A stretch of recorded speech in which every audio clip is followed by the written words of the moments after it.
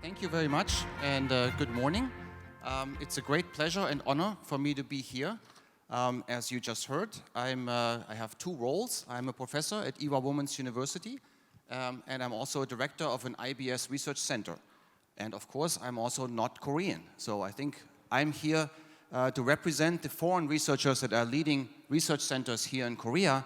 And when I was asked to give this presentation, I wasn't really sure what I should talk about, because of course, all of you are interested in science, you're all scientists, but you're not in my research field. So I don't want to give a presentation about my research, but I want to tell you maybe a little bit about my experience.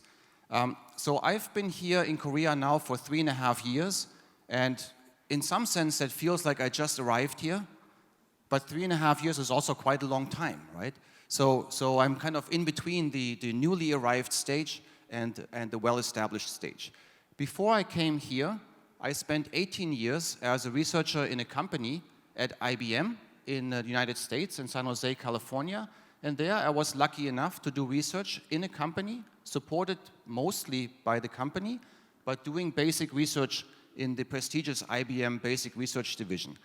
Before this, of course, I'm German by nationality, and so I got my research, my PhD in physics in Germany, in Göttingen, and then I went to the United States as a postdoc. It was never meant to be 18 years long. It was only 2 years. And then I kept staying there and improving, advancing my career. And then I decided to come to Korea. So let me show you a couple slides, but I will not so much focus on the slides, but maybe tell you a bit more of a story. So the research center that I'm running here at Ewha Women's University is called the Center for Quantum Nanoscience. And I'll tell you a little bit more about IBS in a moment. Our idea is engineering the quantum future. We want to be there to do the basic research that supports this future technology related to quantum science. So we believe that we can lay the foundation for this work. Now, this Center QNS is part of the Institute for Basic Science. All the money that I'm spending in my research center comes from the Ministry of Science and ICT. So thank you very much for that great support. And of course, the responsibility to spend that money wisely and well also comes with this. And we are also, of course, very much supported by our host institution, that is Ewha Women's University. And so I want to tell you a little bit about these two institutions that made it possible for me to be here in Korea. So Ewha Women's University, the most special thing about Ewha Women's University, as you can imagine, is the fact that it is a women's university. So all of our students are female. Everybody who gets a degree from Ewha Women's University has to be female. And that is, of course, quite an interesting challenge if you are in basic science and physics, right? Because traditionally physics is not a female-dominated science. But this also gives us a great opportunity to train the next generation of female leaders, not just for Korea, but for everywhere in the world. Now, Ewha is one of the oldest Western-style education institutions in Korea. It was founded in 1886. This is still during the Joseon dynasty here in Korea, and so has a long history, right? It was founded as a small private institution. It's still a religious-oriented university, but nowadays we have a beautiful campus in Sodaemun-gu, which is only 20 minutes from here.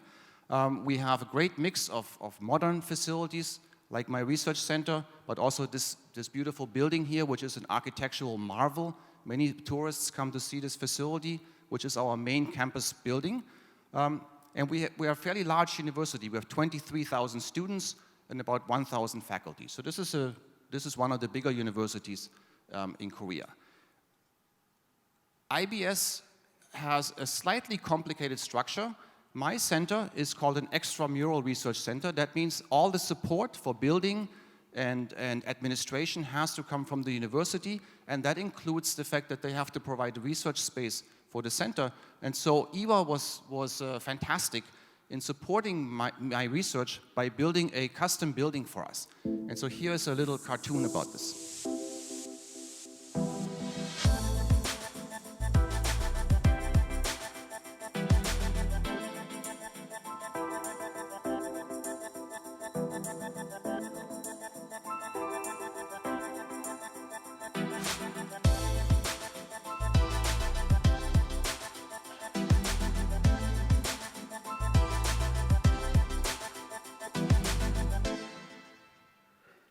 So as you can see, Korea is really special in the sense that we can build new facilities much better and faster than most countries in the West. Definitely much faster than German companies would build this.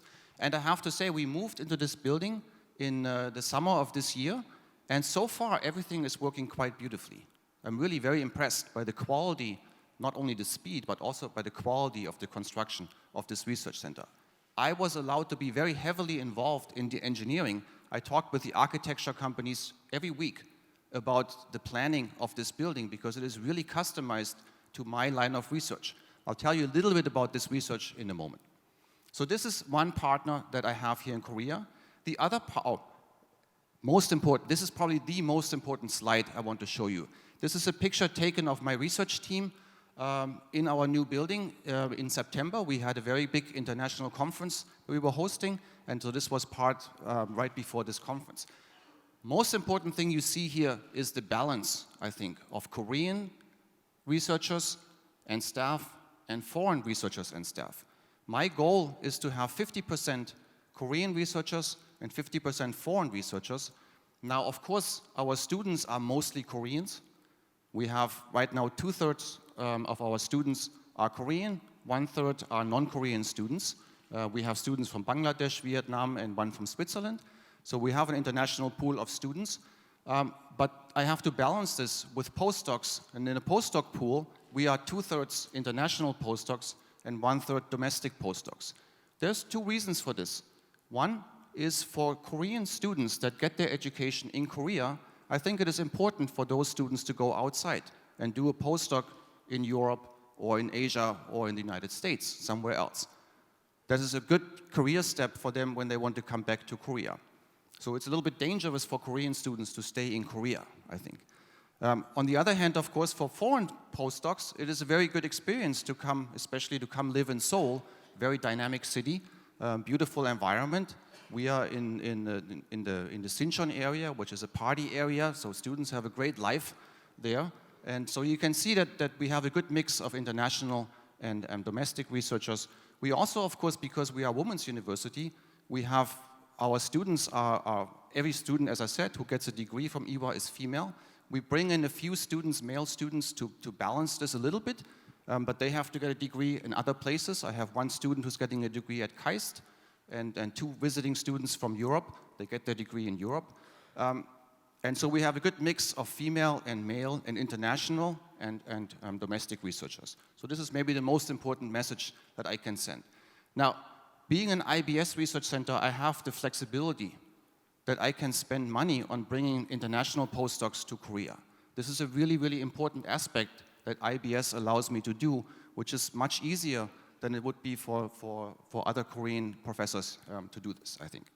Okay, that's Ewha. The second partner that I have is IBS, and as we heard, the IBS was created about less than 10 years ago, about 8 years ago. The oldest IBS centers are becoming 8 years old next year, so they're 7 years old now. The overarching vision of IBS, I think, is very important, making discoveries for humanity and society. The way I understand IBS, Korea as a society feels like that we, or before me, you, have developed a lot of technology, but we don't have a Nobel Prize in physics, medicine, chemistry. And so the idea was to strengthen the basic science foundation, also because, of course, for the future economic development, we need to have a strong basic science focus. And this is part of the reason why IBS was created, to establish these basic science research centers, to make discoveries for humanity and society. Now, at first, the first goal of IBS was to create research centers and establish IBS as one of the cornerstones of basic science in Korea. And if I may say for the international people here, one thing that you have to realize, Koreans are very, very impatient. Everything has to go fast. Everything has to go fast, right? And so you see here in this 5-year plan, first 5 years to become Korea's national hub for basic science, second 5 years to leverage itself as a world-class research institution, And the third one, I already changed this one. The third one was from the ministry or from IBS, I don't know who created this, to change the world in basic science, right? This would take about 100 years if you really want to do this, right? So we need to be more patient, right? We need to first establish IBS as one of the cornerstones of basic science in Korea, and I think we are on the way to do this, and at the same time create international collaborations and create IBS as a research institution that in the long run, maybe in 50 years, can compete with RIKEN in Japan or with Max Planck in Germany, right? This is what it takes. You cannot do this in 5 or 10 years, right? But why do I come to Korea to do basic science? It's actually very simple. I am here because of IBS. I would not be in Korea if it was not for IBS, right? Why? Because IBS allows me to do exactly these points here, to have a creative, ambitious, and novel research center. It is a relatively large-scale research effort. It is not something that a normal university professor can do in Korea. It's also bigger than most university professors in Germany or the United States can do. We can attract world-class talent, both in the postdoc pool, and I also have a professor from Italy who's part of my center. We have a lot of autonomy, which is very important. It is difficult to do good basic science if you need to plan everything 2 years in the future, right? We need the autonomy to be flexible, because if something great comes out next year, I need to be able to respond to this, because I want to compete with the world, right? And then, of course, we want to disseminate basic science knowledge for social impact and for the economic development of Korean economy. Now, we have at the moment 29 IBS research centers. You see here in the top, we are in Seoul right now. We have 9 IBS research centers in Seoul. Most of them, actually all of them, are established by established Korean professors who already were at that university for a long time. Except for me, I came specifically for IBS. The other IBS research centers are mostly in Daejeon. For those of you who don't know that city, this is supposed to become, or already is, the science hub of Korea. Lots of the national laboratories are centered in Daejeon, and of course KAIST, a prestigious university, is also in Daejeon. We have a large number of centers in Daejeon, and then we have some other research hubs, mostly at the institution that's end with IST, based on the Ministry of Science and ICT. These are special universities created to be more science and engineering focused. So IBS is a really prestigious project for Korea. It is a very challenging project as a director, because of course there is lots of competition within the IBS organization. Everybody wants to be the best. Of course, we have very strict guidelines as to how good we need to be able to survive in the long run. It is not guaranteed infinite time research center, but it is first for 8 years. And if we are at the 8-year review, if we are not world class, we will be scaled down or maybe even shut down completely. This is of course a big risk to take as a foreign researcher to come to Korea, but my wife, who's American, and myself, we looked at this as a great opportunity. I think it is really fantastic to have 8 years of really significant amount of money and financial support, both from IBS, but also from Ewha Women's University.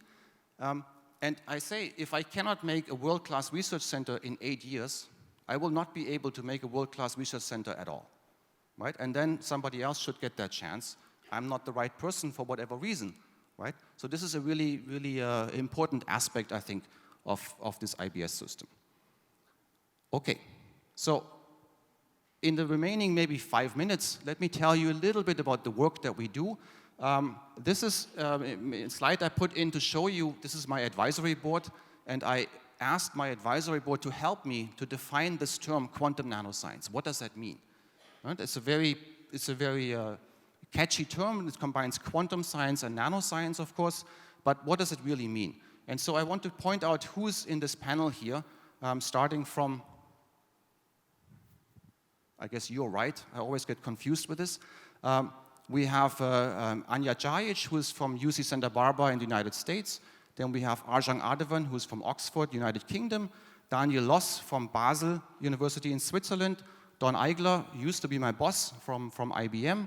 Roberta Cecily from Florence in Italy, then myself, Andrea Morello from University of New South Wales in Australia, and Joaquin Fernandez-Rosier from Spain and Lisbon, and then Michelle Randall, who is the operations director of my center.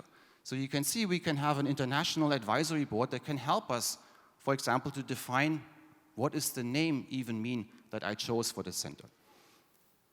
Okay, so our goal is to lay the foundation for future quantum technologies. A possible application that other people should take that may come out of my research is this field of quantum computation. Maybe some of you have heard about this. There has been major developments around the world in this field of quantum computation, and we believe that we can lay the foundation for this field. So we do basic science. For example, we ask ourselves, how do quantum systems interact with the surrounding? How can we control these quantum systems? And here is one example that I particularly like. This is a cartoon of a single atom, and in particular the magnetic property called the spin of a single atom, and we're asking ourselves, how does this spin interact with the environment? And this is reasonably important because this spin is one of the key elements of quantum computation. It could become a qubit for quantum computation, and so we really need to understand and control this interaction. And so we use research tools that allow us to measure single atoms. So here's a picture taken with a scanning tunneling microscope, which is my main research tool. And you can see here, each one of these blobs is a single atom. Here's 1, 2, 3. These are iron atoms that we put there on purpose. And we not only put them there, we actually make a regular pattern of these. We can move the atoms and build structures one atom at a time. This is absolutely unique in Korea. And there may be 10 research labs in the world that can do this kind of work. So we are part of basically the front in this research field. So we want to understand this point here. Here is a cartoon of how an STM works. It has a metal needle that is sharp to a single atom. We bring that needle very close to a surface, and then like reading Braille for blind people, we can move this needle along the surface and measure the properties of the surface. As you can imagine, if this tip shakes a little bit due to vibrations, we are in big trouble. And so we built a really, really special low vibration environment facility at Ewha Women's University, by far the lowest vibration level as I can imagine in Korea, and definitely at the top level of anywhere in the world for this particular science. So again, let me stress that the investment that Korea is making in my research center is really quite enormous. Right? We also work on some laser technologies. Okay, now why does this matter? Quantum effects are actually starting to really matter in the industry. Samsung, LG Hynix, and those companies are suffering from the fact that the structures are becoming so small that they cannot ignore quantum mechanics anymore. Right? Mostly a negative effect for those companies. But on the positive side, we can also utilize these quantum effects for future technologies, such as quantum computation and quantum sensing, making better sensors. And so again, we believe that we can lay the foundation for this work, and maybe Samsung or other companies can take it on and take our developments and build actual devices with this. There's now a huge worldwide effort in this field. There's like billion-dollar level investments in China, Europe, and the United States. And so, of course, we cannot compete with those efforts, but we make our mark in a small part of this research field. Okay, finally, how can we do good basic science research? We have to have a long-term vision. Right? I want to just highlight this with 2 examples here. The first one is from history. If you look at the great scientists in the Middle Ages in Europe, like Leonardo da Vinci, they were supported by a long time by benefactors.